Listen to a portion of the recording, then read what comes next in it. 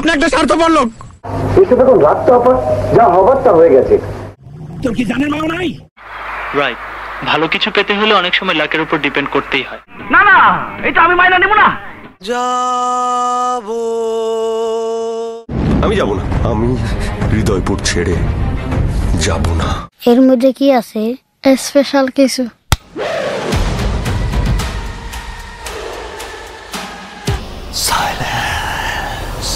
Title দেখে বুঝতেই পারছেন আজকে থাকছে সেরা 10টি বাংলা মুভি রিভিউ। জনপ্রিয়তা এবং দর্শকদের বিভিন্ন ধরনের মতামতের উপর ভিত্তি করে আমি পার্সোনালি এই লিস্টটি বানিয়েছি। এ ব্যাপারে আপনার কোনো মন্তব্য থাকলে আপনি কমেন্ট সেকশনে জানাতে পারেন। এই লিস্টের 10 নম্বরে থাকছে 1970-এর জীবন থেকে নেয়া মুভিটি। জহির রায়হান পরিচালিত সর্বশেষ মুভি এটি, এবং এতে অভিনয় করেছেন রাজ্জাক, সুচন্দা সহ আরও অনেকে। আসলে বাংলা সিনেমার ইতিহাস অথবা বাংলা সিনেমা সম্বন্ধে কথা বলতে গেলে নায়করাজ রাজ্জাক নামটি থাকবে না, এটা অসম্ভব। মুভিটি আসলে পলিটিক্যাল মাইন্ডেড। ওই সময়ের পাকিস্তানি স্বৈরশাসকের যে ধরনের কার্যক্রম পারিবারিকভাবে এবং সামাজিকভাবে ঠিক ওই ধরনের রাজনৈতিক প্রভাবকে ফুটিয়ে তোলা হয়েছে এই মুভিতে। আসলে ওই সময়ের অ্যাক্টর অ্যাক্ট্রেসদেরকে লেজেন্ডারি বলা হয়, কারণ তারা তাদের অভিনয় দিয়ে দর্শকদের মনে এই জায়গাটা করে নিয়েছেন। আপনারা এই ধরনের মুভি না দেখলে বুঝবেন না তাদের অভিনয় দক্ষতা কেমন ছিল। আর এই মুভির একটি বিশেষ ফ্যাক্ট হচ্ছে আমাদের দেশের যে জাতীয় সঙ্গীত সেইটি এই মুভিতেই সর্বপ্রথম চিত্রায়ন করা হয়, এবং পরবর্তীতে দেশ স্বাধীনের পরে এটিকে আমাদের জাতীয় সঙ্গীত হিসেবে স্বীকৃতি দেওয়া হয়। নবম স্থানে থাকছে 1993-এর কেয়ামত থেকে কেয়ামত। বাংলা সিনেমা জগতে আরেকজন কিংবদন্তির নাম হচ্ছে সালমান শাহ। সালমান শাহ এবং মৌসুমীর ডেবিউ সিনেমা ছিল এটি। স্বনামধন্য পরিচালক সোহানুর রহমান সোহান একটি ভারতীয় মুভির রিমেক হিসেবে এই মুভিটি পরিচালনা করেছিলেন। এছাড়াও সিঙ্গার আগুনের প্লেব্যাক সিঙ্গিং ডেবিউ ছিল এই মুভিতে। মুভিটি দর্শকের মাঝে এতটাই জনপ্রিয়তা পায় যে পরবর্তীতে সালমান শাহকে আর পেছনে ফিরে তাকাতে হয়নি, এবং এভাবেই তিনি হয়ে উঠলেন আমাদের মাঝে স্বপ্নের নায়ক। অষ্টম স্থানে থাকছে 1999-এর আম্মাজান। কাজী হায়াত পরিচালিত এবং মান্না অভিনীত তুমুল জনপ্রিয়তা অর্জন করা মুভি এটি। আসলে মান্না এবং বাংলা চলচ্চিত্র একে অপরের অবিচ্ছেদ্য অংশ। একটা সময় যখন বাংলা ফিল্ম ইন্ডাস্ট্রির বেহাল দশা ছিল, তখন তিনি এই পরিস্থিতি সামাল দিয়েছেন। এখনও দর্শকদের মাঝে তার জনপ্রিয়তা অতুলনীয়।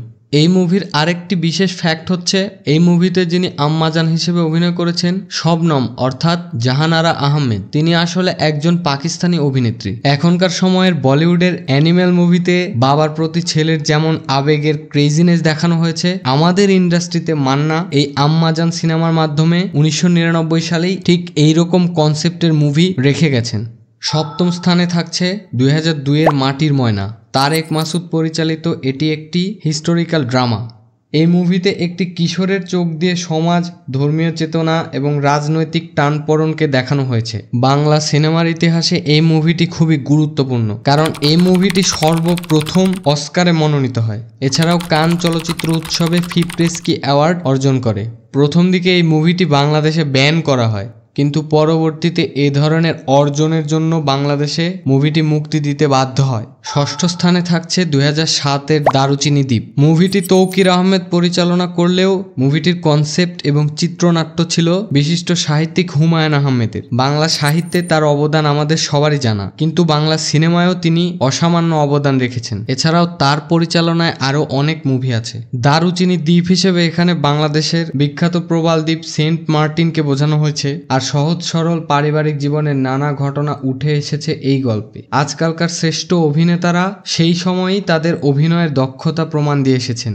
রিয়াজ, জাকিয়া বারি মম, মোশাররফ করিম, ইমন, বিন্দু, মুনমুন, আসাদুজ্জামান নূর, ফজলুর রহমান বাবু, ডলি জহুর, আবুল হায়াত সহ আরও অনেকে। স্বাভাবিক জীবনযাপনে সব ধরনের ঝামেলা বাদ দিয়ে জনজীবন থেকে বিচ্ছিন্ন হয়ে নেটওয়ার্কের বাইরে কোথাও একটা চলে যাওয়ার যেই আকাঙ্ক্ষা এবং এ ধরনের আবেগ, এই মুভি না দেখলে তা বোঝা যাবে না। ভ্রমণ মানেই নতুন কিছু দেখা, নতুন কিছু শেখা, আর কিছু ভ্রমণ মনের ভেতরে আবেগকে এতটাই নাড়িয়ে দেয় যে তার প্রভাব থেকে সহজে মুক্তি মেলে না। আর এমনই একটি মুভি হচ্ছে দারুচিনি দ্বীপ। এই সিনেমা আমাদের শেখায় সব ভ্রমণ শুধু গন্তব্য নয়, অনেক সময় নিজের ভেতরে যাত্রাও। দারুচিনি দ্বীপ সিনেমাটি বাংলা সিনেমার এক রত্ন। এই লিস্টের পঞ্চম স্থানে থাকছে 2011 সালের আমার বন্ধু রাশেদ এই মুভিটি। আসলে বাংলা সিনেমায় মুক্তিযুদ্ধ ভিত্তিক অনেক সিনেমা আছে, কিন্তু তার মাঝে থেকে আমার কাছে পার্সোনালি এই মুভিটি সবচেয়ে বেশি প্রেফারেবল মনে হয়েছে। আসলে যুদ্ধ মানে শুধু গোলাগুলি না, যুদ্ধ মানে ভালোবাসা, ত্যাগ, বন্ধুত্ব এবং আত্মবিশ্বাস। এই সিনেমাটি দেখলে আপনার হৃদয় নিঃশব্দে কেঁদে উঠবে। এই মুভি থেকেই বোঝা যায় যে দেশপ্রেম জন্মায় ছোট বয়সেই, কিভাবে এক কিশোর বন্ধু তার সাহসে সবার অনুপ্রেরণা হয়ে ওঠে। এই মুভির ব্যাকগ্রাউন্ড মিউজিকগুলো খুবই এফেক্টিভ।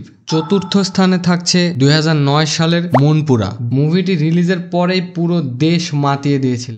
আর সোনাই চরিত্রে অভিনয় করা চঞ্চল চৌধুরী, তার কথা আমি আর বিশেষভাবে কি বলবো, দর্শকের সবই জানা। ফারহানা মিলিও প্রথম সিনেমাতেই আলোচিত হয়ে ওঠেন।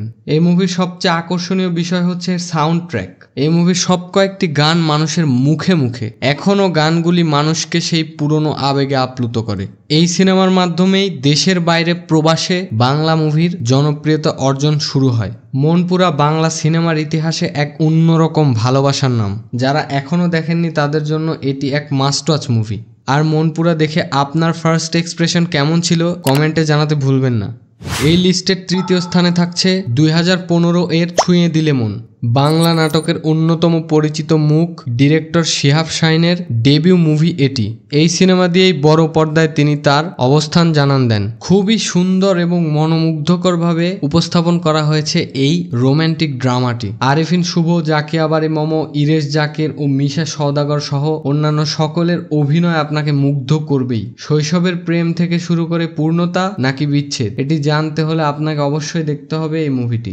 নগর জীবনের রোমান্টিক বাস্তবতা, গাড়ির মধ্যে হাসি কান্না, ছুটে যাওয়া, থেমে যাওয়া, সবকিছুই ক্যামেরার মাধ্যমে বেশ জীবন্তভাবে উপস্থাপন করা হয়েছে। সিনেমাটির গ্রাফিক্স, লোকেশন ও কালার টোন অত্যন্ত স্মার্ট এবং আধুনিক ছিল। এই মুভির সাউন্ড ট্র্যাকগুলো ছিল একদম মনে ধরার মতো। তাহসান এবং হাবিব ওয়াহিদের এই গানগুলো এখনও মানুষের মুখে মুখে। এই সিনেমাটি প্রমাণ করে ভালোবাসার গল্প যদি হৃদয়ে বাজে তাহলে সেটাও ক্লাসিক হয়ে উঠতে পারে। দ্বিতীয় স্থানে থাকছে 2023-এর সুড়ঙ্গ।